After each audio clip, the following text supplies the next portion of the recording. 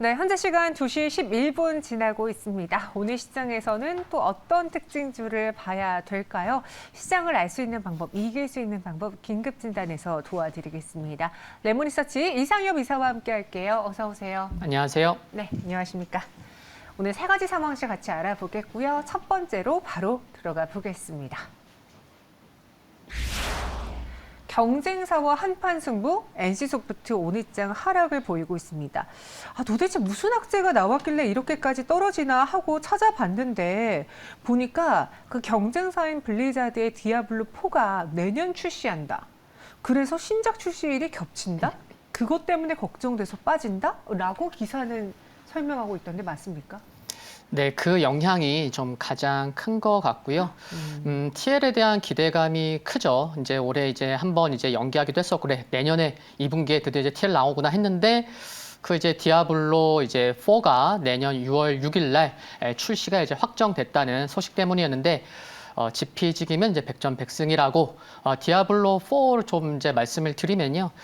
디아블로 3보다는 지금 이제 평은 좋은 것 같더라고요. 디아블로 이제 1, 2는 이제 뭐 어둠, 뭐 악마 조금 어두운 거였고 이제 디아블로 3는 이제 뭐 비천사 등 컨셉이 완전 바뀌었었거든요. 근데 디아블로 4에서는 다시 이제 1, 2 이제 그래서 원작 특유의 이제 감성을 살릴 것으로 보기 때문에 좀 평은 좋은데 이게 뭐 패키지 가격도 많이 비싸졌고 가격을 살펴보니까 그리고 이제 뭐 소장판 가격도 비싸졌고 그리고 이제 앞으로 확장판도 나올 텐데 그러면은 출시 전부터 좀 가격도 비싸서 조금 뭐 그런 부분은 있어요. 그렇지만 역시나 네임 밸류가 있기 때문에 그래도 뭐 평균 이상은 하지 않겠나 하는 생각을 해볼 수 있을 것 같은데 그러다 보니까 TL이 2분기 출시하고 그 이제 2분기 말, 그러니까 6월 초에 나온다고 하면은 조금, 이게 좀 부담되는 게 아닌가 그런 우려로 오늘 하락한다고 보시면 될 것 같고요.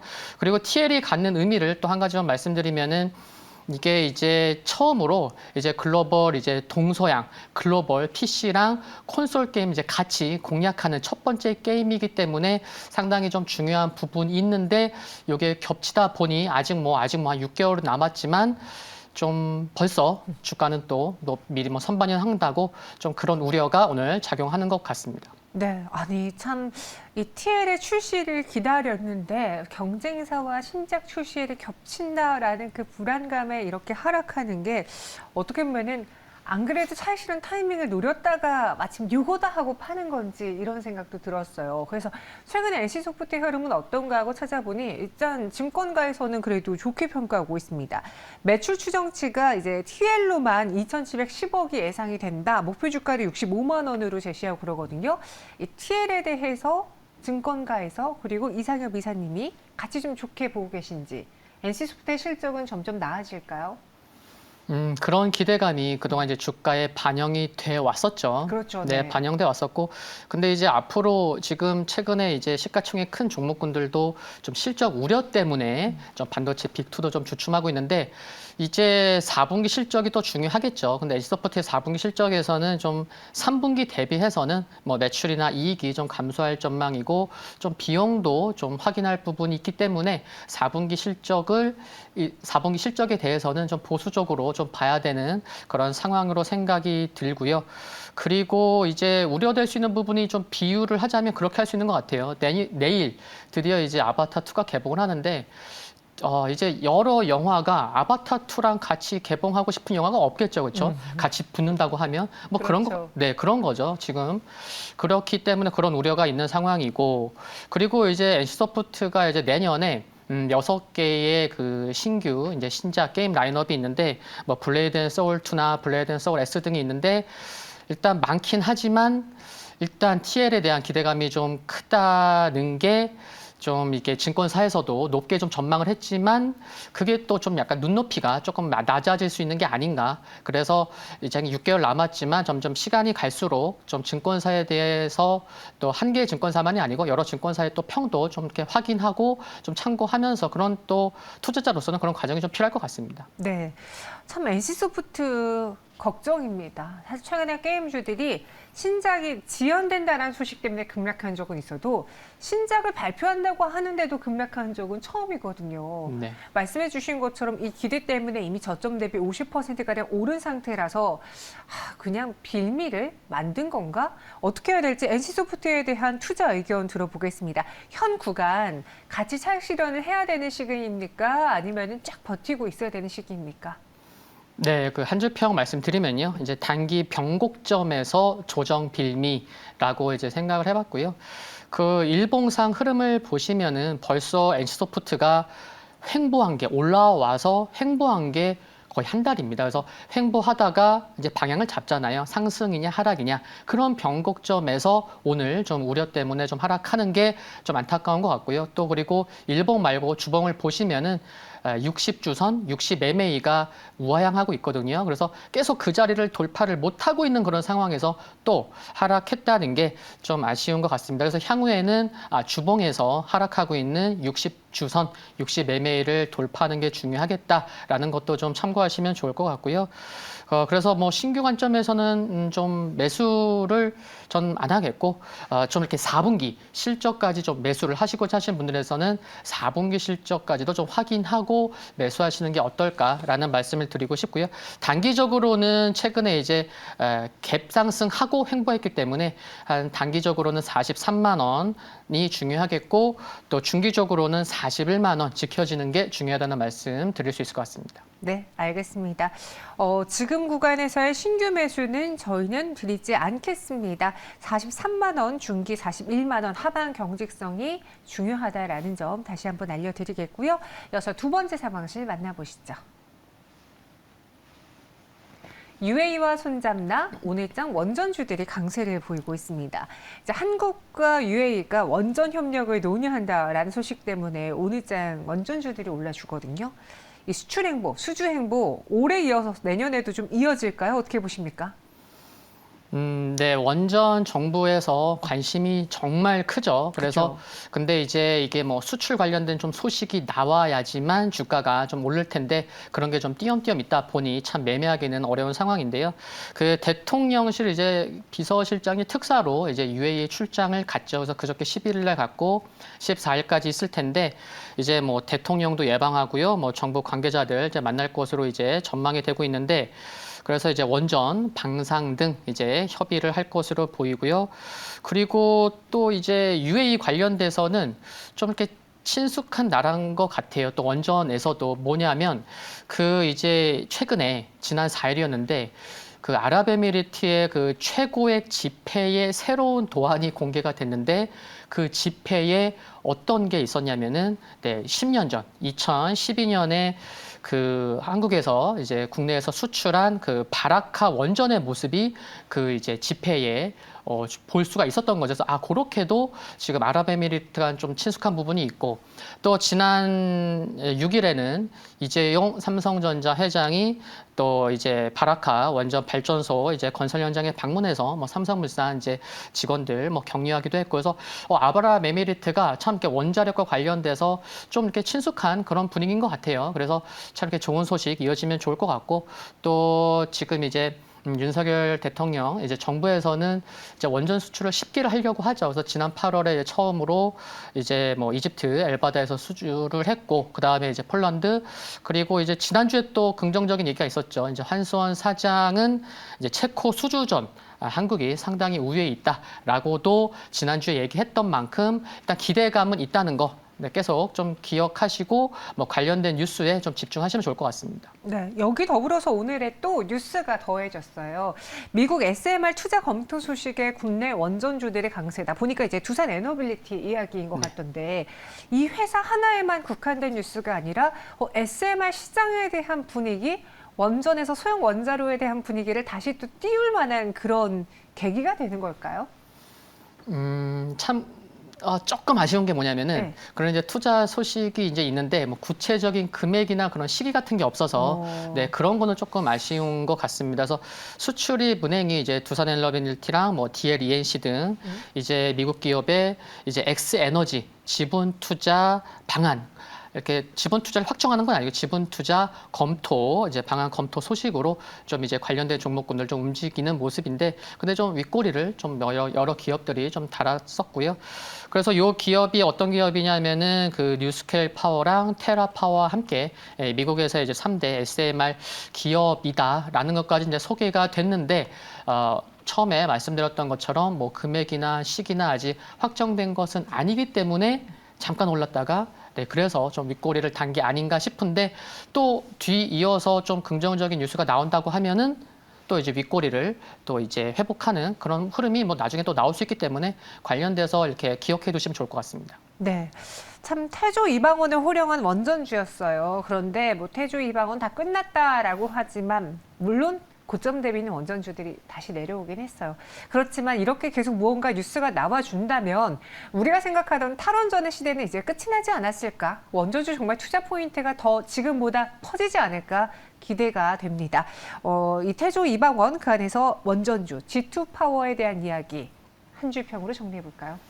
네, 먼저 이제 한 줄평으로는 이제 원전과 관련돼서 말씀드리면은 한수원에서 수출 사업 본부를 신설했다라고 이제 말씀을 드릴 수 있는데, 네. 그 지난주에 원전 수출 총력을 기울이기 위해서 그 한수원에서 이제 조직 개편하면서 이제 수출 사업 본부를 신설했다. 그래서 정부가 계속해서 뭔가 이렇게 관련된 뉴스, 이렇게 수출 소식은 좀 띄엄띄엄 있긴 하지만 계속해서 관련된 소식들이 이처럼 이제 정부에서도 이어지고 있다는 거 좀 참고하시면 좋을 것 같고요. 그리고 G2 파워 관련해서 말씀드리면은 지난 8월에 이제 무상증자 이제 권리락으로 해서 급등했다가 이제 조정세를 보이고 있는데, 약간 좀 좁은 박스권에 위치해 있죠. 아래로는 8,000원, 위로는 10,000원권.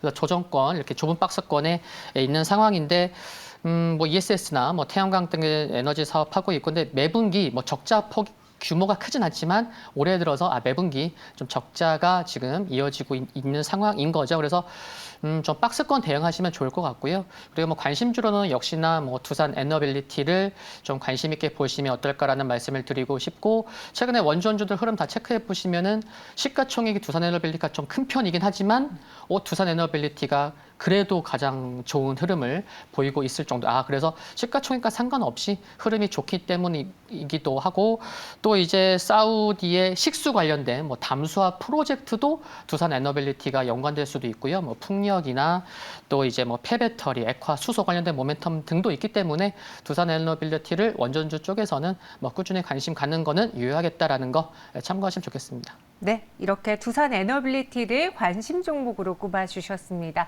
원전주 이야기 들어봤고요. 마지막 상황실로 넘어가 보시죠. 조선주 내년 슈퍼사이클 올까? 오늘 채팅방에 그런 이야기가 있었어요. 자동차주들 특히나 기아가 오늘 일장 뭐 4% 넘게 하락하다 보니까 자동차 전기차에 대한 분위기가 가라앉고 오히려 LNG 조선이 살아나는 것 같아요 라는 글이 올라왔었는데, 오늘 장도 조선주들의 흐름이 좋아요. 파업 리스크를 좀 일단 피해서 그런 건지 오늘 시장에서의 조선주의 강세 무엇 때문이라고 어떻게 해석을 해봐야 됩니까? 네, 긍정적이가 참 보면은 최근에 전기차 관련해서 조금 이제 뭐 좀 보수적이고 좀 살펴볼 이슈들이 많다면, 조선주 쪽은 그래도 조금 긍정적으로 볼 만한 그런 이슈들이 여러 개 좀 있는 것 같아요. 그 이제 말씀하셨던 파업은 이제 조금 괜찮아지는 것 같죠. 이제 확정된 건 아닌데, 그 인담협이 이제 그 현대중공업 그룹의 조선 3사가 이제 부결이 됐지만 반대보다는 찬성표가 오히려 많았기 때문에 그 뭐 파업은 쉽지 않을 것으로 전망되는 점도 긍정적인 것 같고요. 그리고 이제 어제 이제 오후에 뭐 단독 뉴스로 나왔기 때문에 이제 뭐 크로스 체크는 필요하겠지만, 한국조선해양이랑 대우조선이 이제 카타르 노스필드 가스전 설비 사업에 입찰한다는 그런 참여 소식이 있었습니다. 그래서 규모가 이제 40억 불이라고 하고 그런 뉴스가 있었고요. 그리고 이제 한국조선해양에서 LPG 운반선 한 척 915억짜리 이제 수주를 했는데, 이제 건조는 현대미포조선이 하더라고요. 그래서 그런 수주도 LPG도 또 오랜만에 수주하는 그런 소식도 있었고, 그리고 또 어제 클락슨 리서치에서는 올해 탱커 선종의 발주량이 무려 27년 만에 최저치를 기록했다. 근데 내년부터는 조금 기대해 볼 수 있는 게 뭐냐면은, 이제 러시아산 쪽의 그 이제 원유 금수 조치로 인해서 이제 러시아산이 아니고 이제 뭐 미국이나 중동에서 이제 다른 유럽으로 석유를 실어 나르는 이제 배들이 필요하겠죠. 그렇기 때문에 올해보다 이제 내년에 그 탱커 발주량이 반등할 거다. 그런 긍정적인 전망 해볼 수 있을 것 같고요. 뭐 내년이라고 해야 이제 뭐 얼마 안 남았으니까요. 그리고 또 내년부터 뭐 탄소 배출 규제 때문에 노후 선박 그 이제 교체 수요도 좀 살펴볼 부분이 있기 때문에 이와 같은 긍정적인 것도 있었고 뭐 입찰 참여 소식과 좀 수주 소식이 좀 긍정적이었던 것 같습니다. 오늘 흐름은요. 네, 그래서 오늘 전반적으로 조선주들이 이 다소 부진한 시장 안에서도 대다수가 빨간불을 켜고 있습니다. 여기에 내년에 대해서는 턴어라운드 이야기가 좀 많이 나오더라고요. 뭐 그동안 저가 수주로 발목 잡혔던 거 이제 다 털어냈다, 보릿고개 넘었다, 또 원자재 가격도 어느 정도 하락할 것으로 전망된다라고 하는데 조선주 올해보다 내년이 좋은 거는 거의 기정사실화된 거죠? 네, 기정사실인 거죠. 이제 네. 눈높이가 높냐, 낮냐. 낮냐 이제 그 문제고. 네. 이제 항상 이제 살펴보는데 이제 그 조선 후판 가격 아직도 협상이 안 됐습니다. 그래서 그러니까요. 저도 한 일주일에 한 번씩은 이렇게 최소 살펴보는데 그래서 어쩌면은 올해 넘길 것 같다는 뭐 그런 전망도 있는데 그것만 조금 이제 괜찮게 그래서 이제 철강사들이 뭐 톤당 이제 5만 원 내리려고 하긴 하는데 좀 그것보다 더 많이 내려준다면은 조선주에 있어서는 굉장히 중요하지 않을까. 그래서 단기적인 흐름도 그거에 따라서 조금 뭐 흐름 뭐 좋지 않을까라고 볼 수 있을 것 같고. 그래서 조선주에 관심 있으신 분들은 후판 가격 협상을 좀 단기적으로도 가장 중요한 부분으로 좀 봐야 될 것 같습니다. 네. 정말 이 후판가가 어떻게 책정되느냐에 따라서 조선사 입장에서는 비용 가격의 차이가 큰 거니까 체크를 해보자라고 했습니다. 오늘 뭐 중국 조선업이 맹추격하고 있다. 그래서 LNG선 한국의 독주가 깨졌다라는 뉴스도 나와 있습니다. LNG도 있고요. 오늘 또 LPG선 이야기, 수주 이야기도 나왔잖아요. 조선주 어떤 거를 투자 핵심 포인트로 봐서 투자해야 되는지 한 줄 평과 또 그 안에서 눈에 띄는 종목도 골라주시죠. 네, 오늘 뭐 조선주, 조선기자재 함께 상승하고 있는데요. 한 줄 평은 저점 상승 기대는 유효하다라고 이제 말씀드릴 수 있을 것 같고요. 네. 뭐 단연 이제 뭐 올해 이제 실적이 또 이제 3분기부터 흑자 전환한 현대중공업도 있고 그래서 단연 뭐 탑픽은 현대중공업이라고 말씀드릴 수 있을 것 같고요. 그리고 군산 조선소가 이제 다음 달부터 이제 본격 가동하기 위해서 지난달부터 이제 준비를 해오고 있는데 이쪽에서 이제 올해 말까지 필요한 인력이 한 300명 조금 넘는 한 302명이라고 합니다. 근데 이미 이제 300명 넘게 이제 인력을 구했죠. 그래서 13개 협력사에서 이미 이제 목표치를 넘은 380명 인력을 확보한 것도 긍정적인 것 같고요. 그래서 현대중공업은 이렇게 뭐 조선해양뿐만이 아니고 이제 엔진 기계 사업부 수주도 많이 하고 있고 목표치도 넘었죠. 그래서 이쪽뿐만이 아니고 엔진 기계 쪽도 모멘텀이 있다는 거 또 이제 모멘텀으로 볼 수 있을 것 같고요. 뭐 올해 순이익이 뭐 2, 300억밖에 안 된다고 하지만 뭐 내년은 뭐 1,000억 원 이상 전망되고 있는 점 초점 맞추시면 좋을 것 같고요. 매수 가격은 11만 6천 원, 매도 가격은 13만 2천 원, 손절 가격은 11만 원 보시는 거 어떨까 생각합니다. 네, 현대중공업을 이야기해 주셨습니다. 목표 주가는 13만 2천 원, 손절가는 11만 원. 일단 조선주들의 저점 상승 기대는 유효하다라고 정리했습니다. 오늘 시장에서 그래도 버텨주고 있는 조선주들까지 알아봤고요. 지금까지 이상엽 이사와 함께했습니다. 오늘의 긴급진단 고맙습니다. 네, 수고하셨습니다.